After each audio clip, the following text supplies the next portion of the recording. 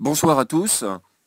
Donc une fois n'est pas coutume, en réponse à de nombreux Français et à Odile en particulier, je vais tenter de vous expliquer le pourquoi du comment autour de la campagne de Georges Pompidou.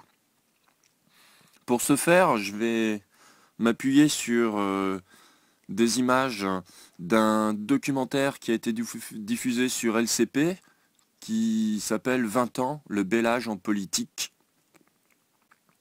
Dans ce documentaire, il va y avoir 5 interlocuteurs, dont un député de Paris, un député de la Seine-Saint-Denis, le vice-président de la commission agriculture et développement rural, un directeur de cabinet et un dernier personnage dont je ne connais pas les fonctions, que j'appellerai le citateur, d'Edgar Morin.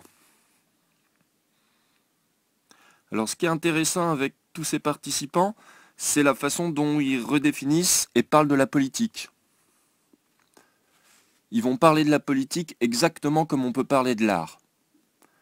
On va y retrouver des notions comme être le prophète de l'impossible, l'utopie, changer la réalité, ne pas accepter les choses comme acquises, renouveler les formes. Eh bien, Pompidou, c'est le trait d'union, c'est le point commun entre ces deux sphères. Le politique et donc l'artistique. Pour terminer, une petite illustration qui va vous montrer les deux côtés du versant. D'un côté, c'est la face A, la version artistique. On réutilise les pratiques et les codes d'une campagne. La face B, la version politique.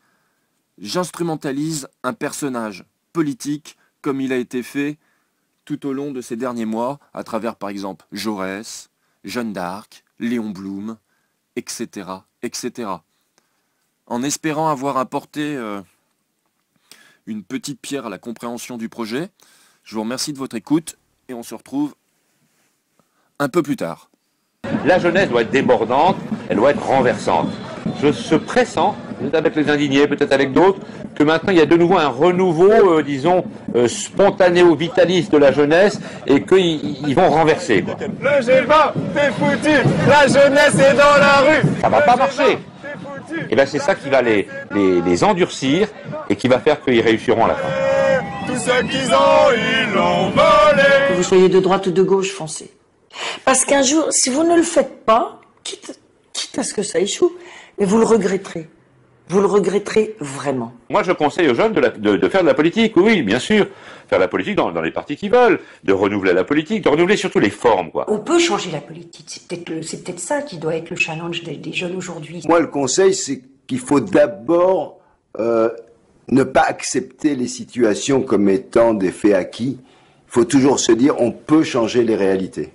De bien être attentif à l'histoire de la liberté que nous avons aujourd'hui de faire à peu près ce que nous voulons. Que tout ça n'est pas donné, n'est pas un cadeau de la nature, ça a été le fruit de combats, hein, la démocratie c'est pas rien, et qu'ils ont le devoir de participer à la vie de la nation, dans quelque parti que ce soit d'ailleurs. Hein. Ça veut rien dire de leur donner des conseils. Je leur dis, trouvez-vous, et puis ça marchera. Tout ce qu'ils ont, ils l'ont volé. Edgar Morin disait que le pire n'est jamais sûr. Le meilleur est toujours improbable. C'est pourquoi il faut des prophètes de l'impossible pour faire advenir le souhaitable. Car les jeunes, ils se situent plutôt du côté des prophètes de l'impossible.